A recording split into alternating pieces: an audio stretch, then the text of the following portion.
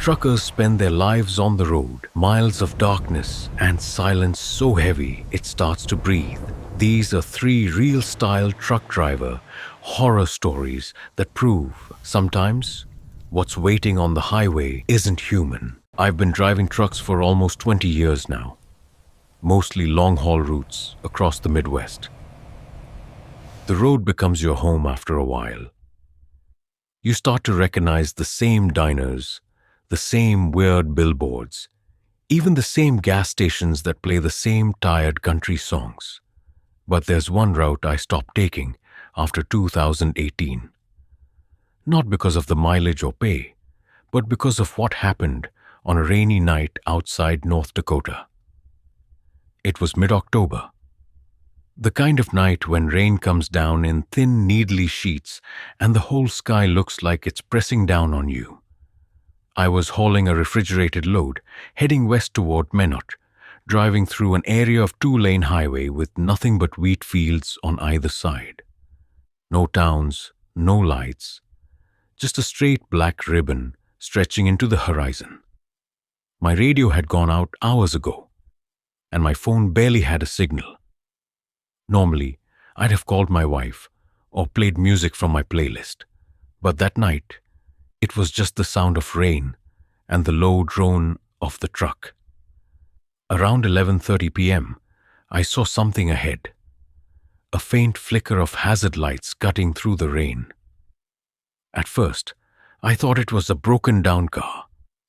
I slowed the rig and pulled closer, thinking maybe someone needed help. The red flash of the hazards reflected off the wet pavement, and for a moment I saw a shape. A small sedan parked on the shoulder, driver's side door wide open. My headlights washed over it. No one was inside. I rolled to a stop a few feet behind it, switched on my hazards, and leaned over the passenger window. "Hello?" I called out.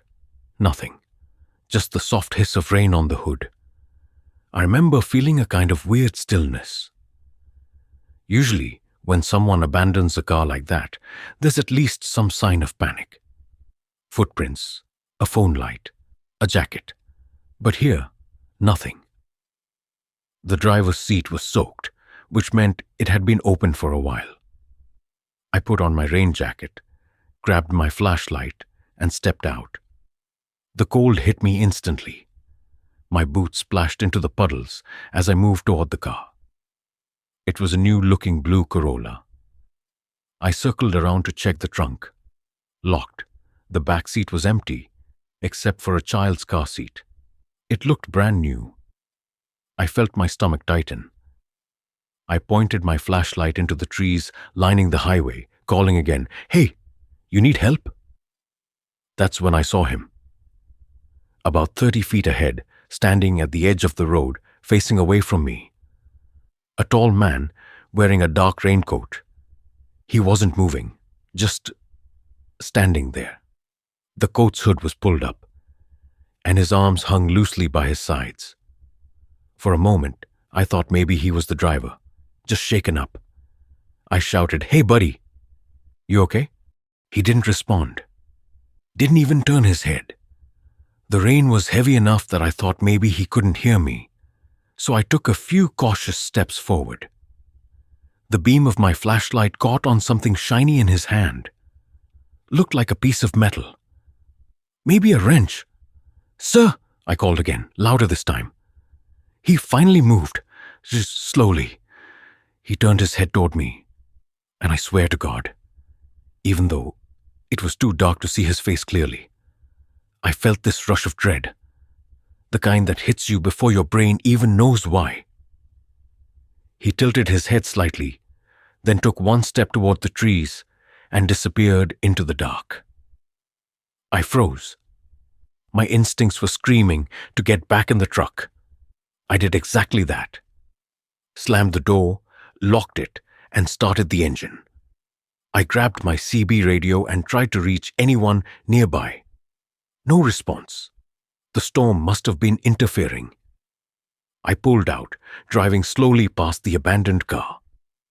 My headlights swept across the wet ground, and for half a second, I saw muddy footprints leading from the car to where that man had been standing.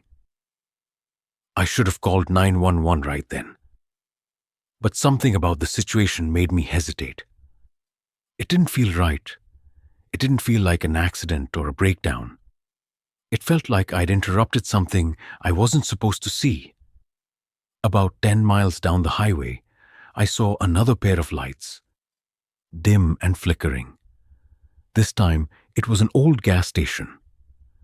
I pulled in to get my bearings. The place looked half abandoned, but the lights were on. I went inside.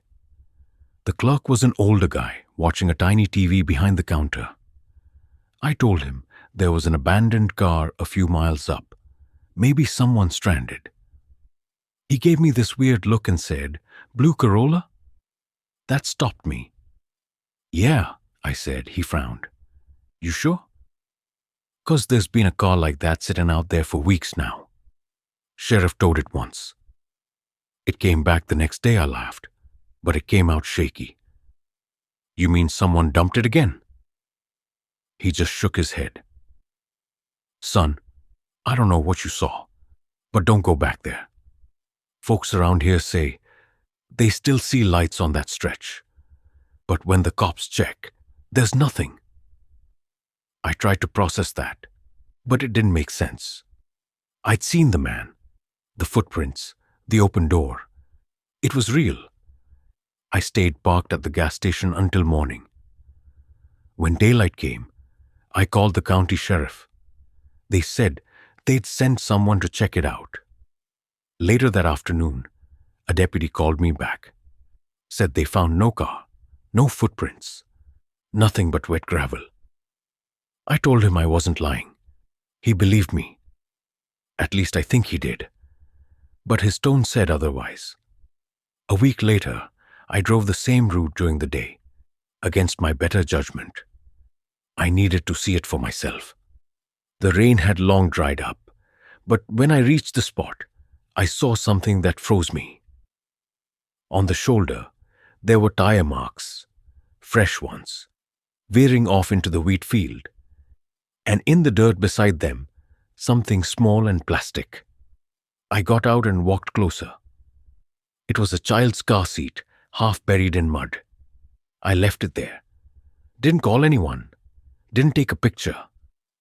I just got back in my truck and drove away. I still don't know what I saw that night. Maybe a hallucination. Maybe a leftover from some accident no one wanted to talk about. But sometimes, on stormy nights when I'm driving long stretches of road, I catch myself glancing at the shoulder, half expecting to see a blue Corolla and a man in a raincoat waiting beside it. If I ever do, I won't stop again. I've been a long-haul trucker for nearly 9 years now. I've seen my fair share of weird people and stranger situations out on the road. But nothing, not the drunks, not the near accidents, not even the late-night breakdowns, comes close to what I saw on Route 26 3 winters ago. That night started out ordinary. It was early December, and I was driving from Portland to Boise. My trailer was loaded with electronics, TVs, and small appliances mostly. The weather reports had mentioned some rain in the mountain stretch, but I figured it wouldn't be anything I hadn't handled before. I left the depot just after 7 p.m., aiming to hit the Idaho border before midnight. The first few hours were uneventful. Steady rain, some light fog, and nothing but the hum of my tires on the wet asphalt. I had the radio on low volume, a country station that kept fading in and out between mountain curves. Around 10:30, I hit the part of Route 26 that cuts through the Cascades. That stretch is pitch black on a clear night, but in the rain, it feels like you're driving through the void itself. The rain picked up hard, sheets of it hammering the windshield, my wipers barely keeping up. I slowed down to maybe 40 miles an hour. That's when I first saw the figure. At first, I thought it was just a road sign catching my headlights wrong. A pale shape off to the side of the highway. But as I got closer, I realized it was a person. A woman, standing right at the edge of the road, soaked to the bone. She was wearing a grey coat, her hair plastered to her face, and she was waving her arms like she was in trouble. I hesitated. It was pouring, and there wasn't a single light for miles. I've heard every story there is about picking up hitchhikers, especially at night. But something about her made me stop. Maybe it was the way she stood, completely desperate, not trying to flag me down for a ride so much as just to be seen. I pulled the semi onto the shoulder, hazard lights flashing. The woman jogged up to the passenger door and knocked on the glass. Her face was pale, eyes wide and glassy, like she hadn't slept in days. I cracked the window just enough to talk through. "You all right, ma'am?" I asked. She was breathing hard. My car broke down. Please, can you help? It's just a little back that way." Her voice was trembling, and the rain made it hard to hear. I glanced behind me. Nothing but darkness and the glint of wet pavement. "Where's your car?" I asked again. She pointed down the road, toward the direction I came from. "Just a few minutes back, near one of the pull-offs. Please, my phone's dead." "I just need to call someone." I thought about it for a second. Normally, I don't let anyone ride with me. It's against company rules. But leaving her out there in freezing rain felt wrong. I unlocked the passenger door and motioned for her to climb in. The smell hit me right away. Wet clothes, mud, and something else, faint but sour. She shivered violently as she sat down, hugging herself tight. "Thank you," she whispered. I didn't think anyone would stop. I handed her a towel I kept behind the seat. "It's all right. I'll take you up to the next rest stop. You can call for help there." She nodded, staring out the windshield. I put the truck in gear and eased back onto the road. For a few minutes, the only sounds were the rain and the hum of the engine. "Where exactly did your car break down?" I asked after a while. She hesitated. "Just before the tunnel. I think it ran out of gas. I pulled over, and then it just stopped." That didn't make much sense. There's no tunnel on Route 26 until way past the mountain stretch. But I didn't want to argue. Maybe she was confused, shaken up. As I drove, I tried to make small talk, but she barely responded. Mostly one-word answers. I figured she was just cold and scared. Still, something about her was off. Her clothes didn't match the weather. Thin gray coat, light shoes, no gloves. Her hands looked almost blue. After about 15 minutes, I glanced at the GPS. The next rest stop was 20 miles away. I told her we'd be there soon, but she didn't answer. Then I noticed something. Her seat belt was unbuckled. "Hey, you might want to put that on," I said. "Roads are slick tonight." She turned her head slowly toward me, and for the first time, I saw her clearly in the dim glow of the dash lights. Her expression was empty. Her eyes were fixed on me, but they didn't look angry or scared, just hollow. "You shouldn't have stopped," she said softly. That sent a chill straight through me. "What do you mean?" I asked, half laughing nervously. She didn't answer, just kept staring for another few seconds, then turned her head back toward the window. The next 10 minutes felt like an hour. I kept glancing at her reflection in the glass, watching her breathing slow. Her shoulders relaxed like she was falling asleep. I figured she was exhausted.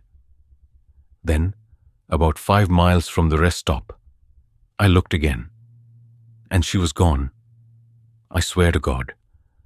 1 second she was sitting there, her hair dripping onto the seat, and the next, The seat was completely empty.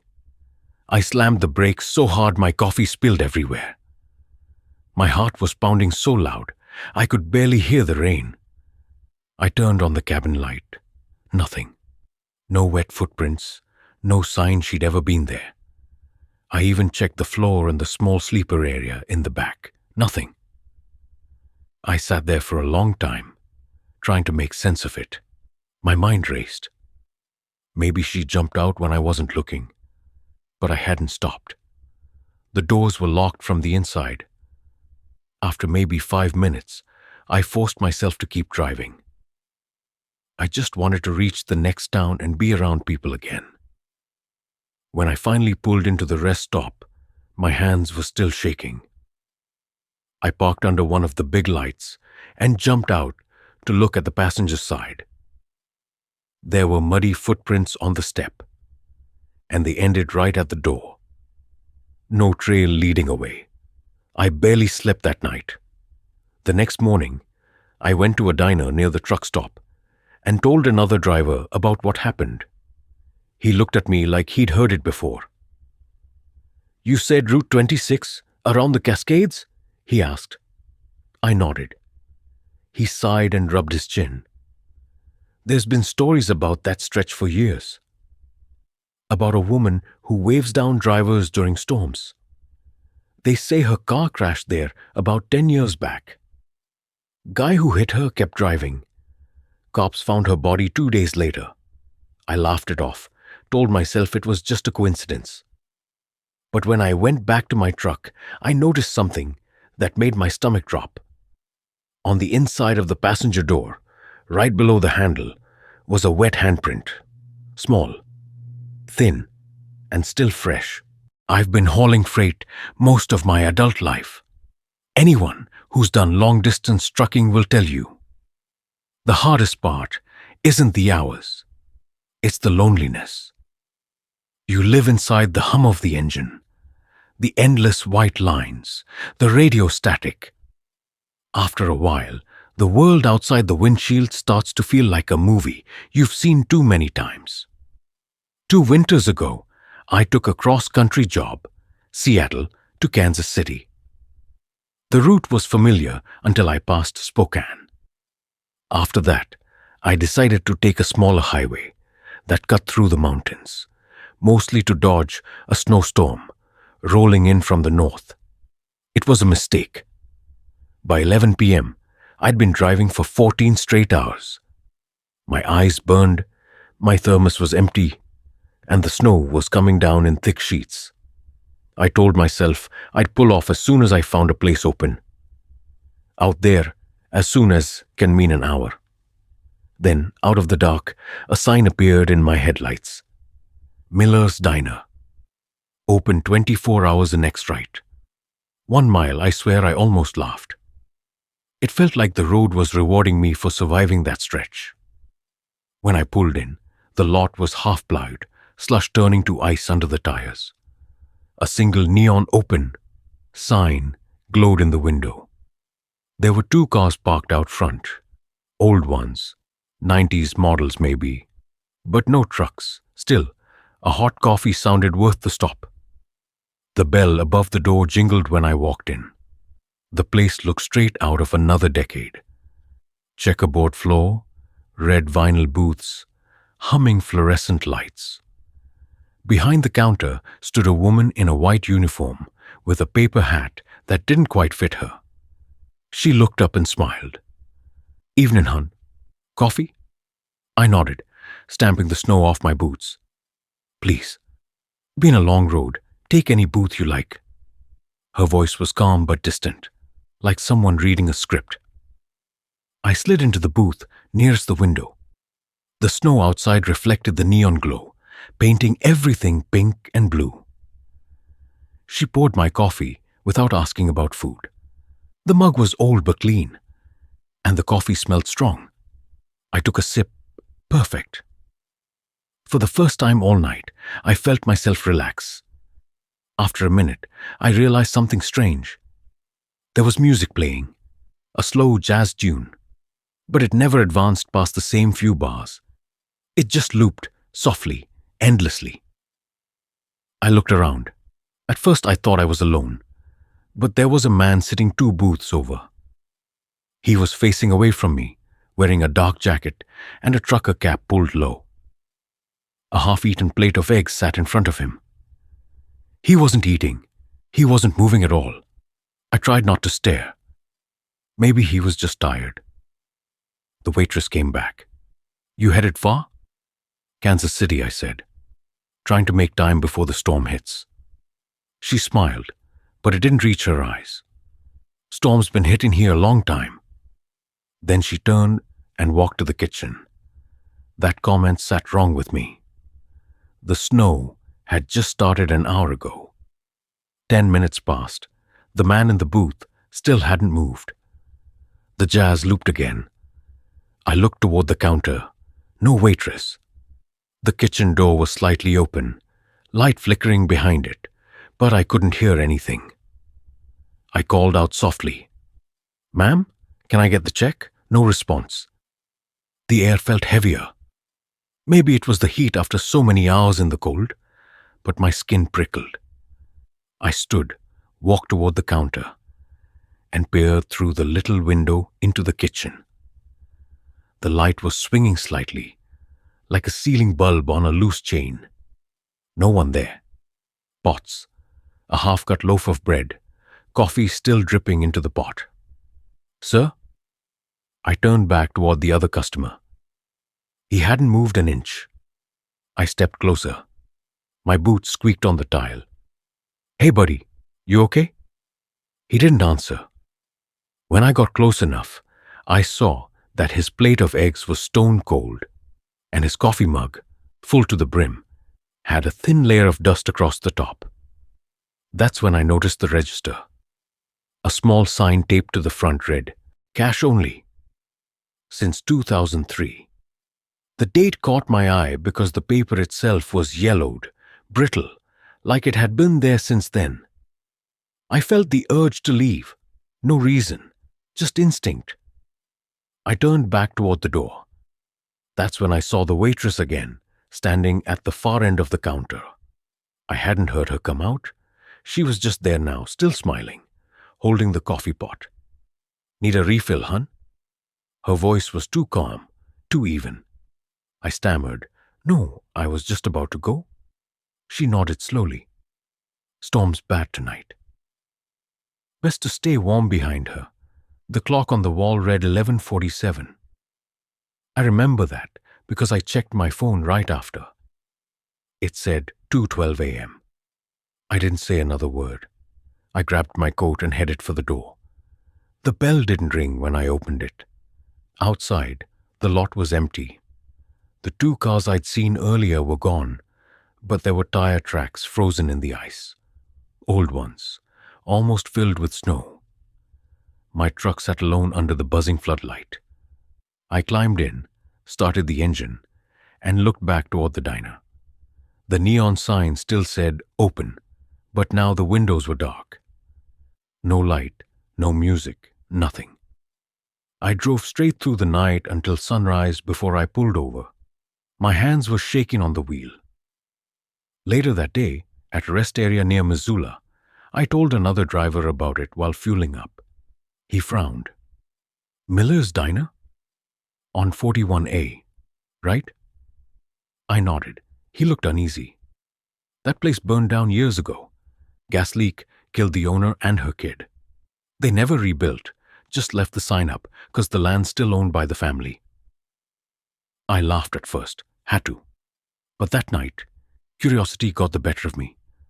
I searched the diner's name on my phone. There it was. A local article from 2004.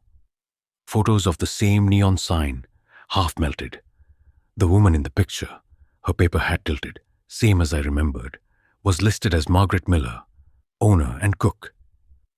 The article said the fire started just after midnight.